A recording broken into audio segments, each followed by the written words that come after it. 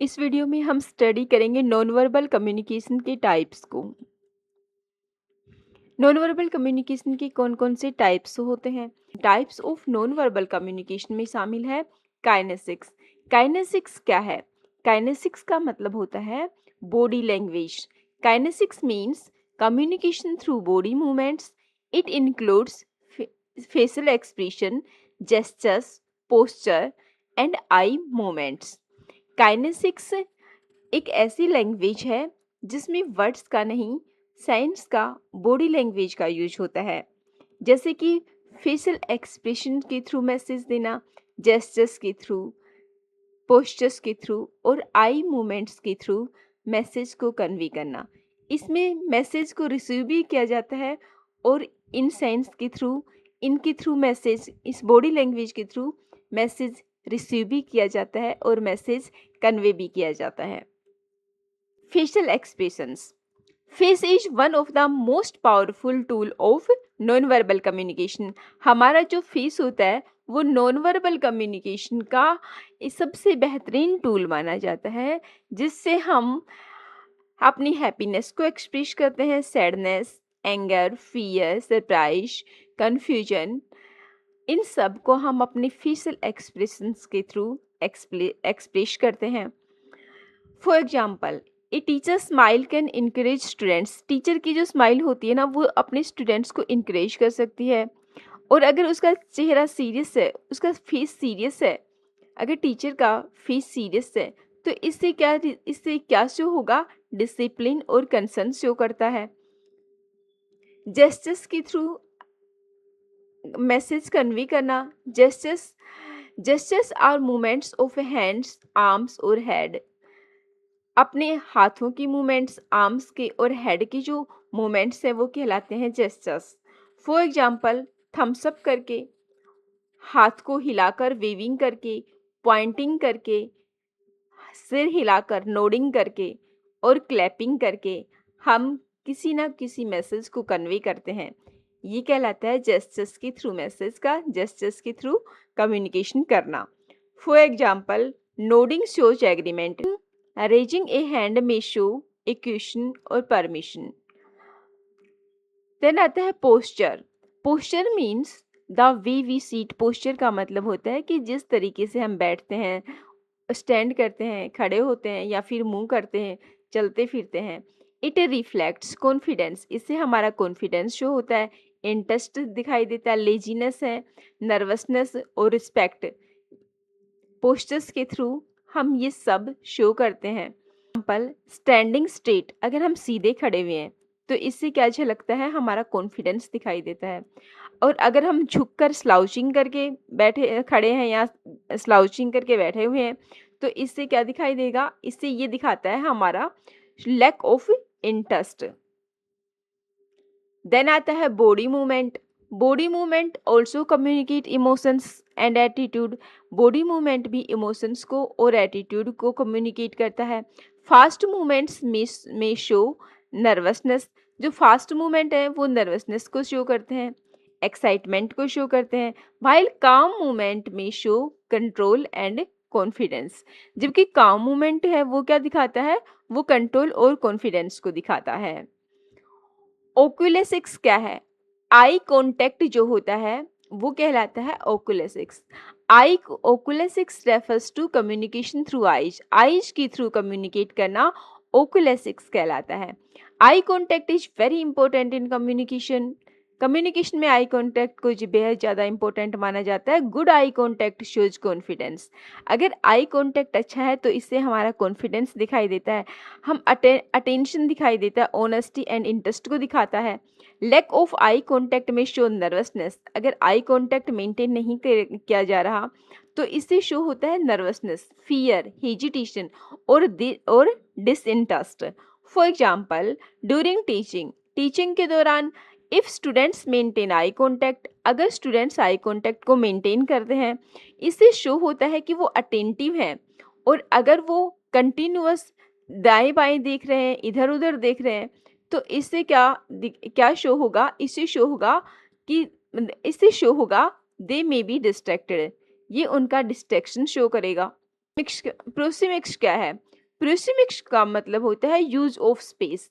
Communication करते समय distance को मेंटेन रखना प्रोक्सेमिक्स कहलाता है। The distance between people shows the nature of their relation. इससे उनके बीच की रिलेशनशिप्स का पता चलता है। टाइप्स ऑफ स्पेस, कितने प्रकार के स्पेस के टाइप होते हैं।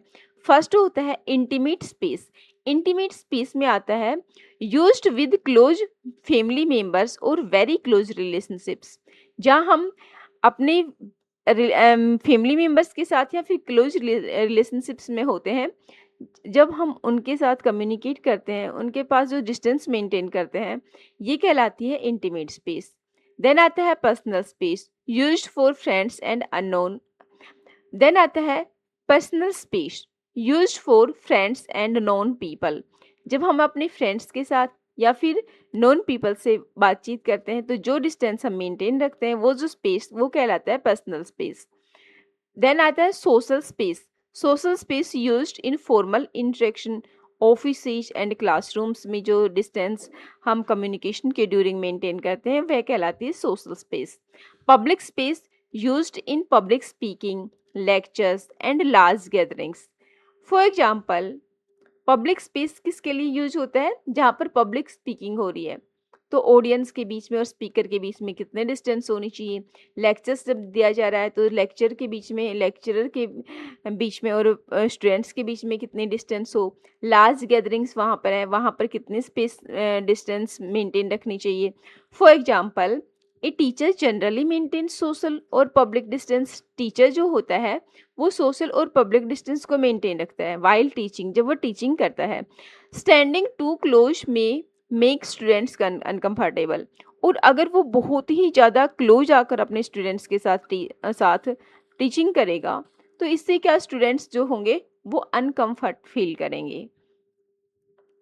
देन आता है हैप्टिक्स। हैप्टिक्स जो होता है touch communication. Haptics means communication through touch. Touch can show affection. Touch किस चीज़ को शो करता है? तो टच जो होता है वो अफेक्शन शो करता है, केयर को शो करता है, सिंपथी को शो करता है, सपोर्ट और ग्रीटिंग्स को शो करता है। For example, A handshake can show formality. जो हैंडशेक है वो किस चीज़ को शो करता है? फॉर्मेलिटी को शो करता है, कॉन्फिडेंस को शो करता है। पैट ऑन द बैक और पीठ थपथपाना, ये एप्रिसिएशन को शो करता है। But touch communication depends heavily on culture. लेकिन टच जो कम्युनिकेशन है, ये पूरी तरह से किसी कल्चर पर डिपेंड करता है, रिलेशनशिप्स पर डिपेंड करता है कि कम्युनिकेट जिससे कर रहे हैं उसके साथ आपका रिलेशनशिप कैसा है, आपकी एज क्या है, एज का दोनों के बीच में एज डिफरेंस क्या है, जेंडर क्या है, एंड सोशल सेटिंग्स क्या हैं। In formal communication touch should be used carefully. लेकिन जो फॉर्मल कम्युनिकेशन होती है ना, वहाँ पर टच को केयरफुली यूज किया जाना चाहिए। देन आता है पैरा लैंग्वेज। पैरा लैंग्वेज में क्या है? Voice and tone. Paralanguage refers to the vocal features of communication. Paralanguage जो होती है वो वोकल फीचर्स, कम्युनिकेशन की जो वोकल फीचर्स हैं, जैसे कि हमारी जो आवाज़ है हमारी, उसका उसका वो कितनी उसकी टोन कैसी है, वो स्लो है या हाई है, उसका पिच कैसा है, स्पीड कैसी है, वॉल्यूम कैसा है, ये सब आता है पैरा लैंग्वेज में। It includes tone, pitch, speed, volume, pause, pronunciation, and stress.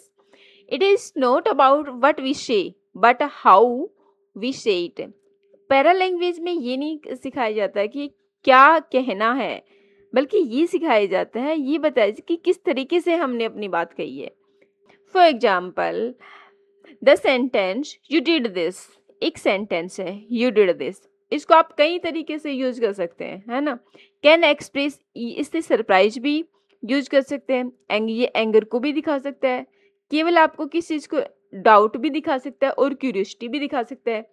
हर बार आपकी टोन अलग होगी, पिच अलग होगी, उसको वॉल्यूम अलग होगी, और ये डिपेंड किस किस चीज़ पर डिपेंड करता है? उसकी टोन पर डिपेंड करता है। Important elements of para language. Para language की इम्पोर्टेंट एलिमेंट्स कौन कौन से हैं? तो वो है टोन। टोन जो होती है वो इस इमोशंस को शो करती है, इस ये दिखाती है एक पोलाइट आपकी जो टोन है वो आपकी पोलाइटनेस को भी दिखाती है, रूडनेस को भी दिखा देगी। आप सीरियस हैं या फिर फ्रेंडली हैं, सार्केस्टिक हैं या फिर एंग्री हैं, ये सब कुछ टोन जो है वो एक्सप्रेस कर देगी। पिच जो है वो किस चीज़ को एक्सप्लेन करती है? हाईनेस और लोनेस ऑफ वॉइस, कि आपकी वॉइस कैसी है। हाईनेस आपकी वॉइस की हाईनेस को या फिर लोनेस को शो करती है। ए हाई पिच में शो एक्साइटमेंट, हाई पिच क्या दिखाएगी? एक्साइटमेंट को दिखाएगी, नर्वसनेस को दिखाएगी। और जो लो पिच होगी वो क्या दिखाएगी? सीरियसनेस को और कॉन्फिडेंस को दिखाएगी। वॉल्यूम कैसा है? तो स्पीकिंग टू लाउडली, बहुत ज़्यादा तेज बोलना, इससे क्या दिखाई देगा? अग्रेसिवनेस दिखाई देगी। और स्पीकिंग टू सॉफ्टली, और बहुत ज़्यादा सॉफ्ट होके बातचीत करना, कम्युनिकेट करना, इससे दिखाई देगा कि लैक ऑफ कॉन्फिडेंस, कॉन्फिडेंस की कमी दिखाई देगी।